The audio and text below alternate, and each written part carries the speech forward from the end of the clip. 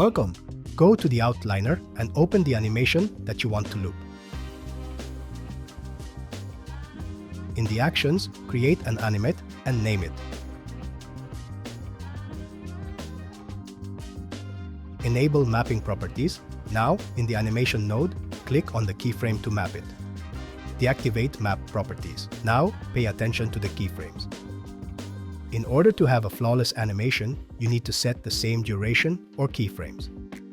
Go again to the actions and create a timeline this time. Also name it. Connect the timeline to the animation. Do not forget to set the correct frames here as well.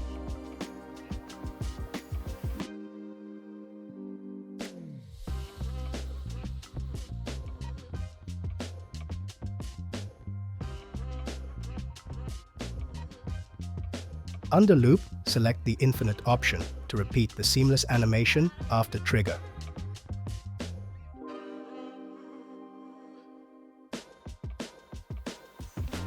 Thanks for watching. That's all for this video. Till next time.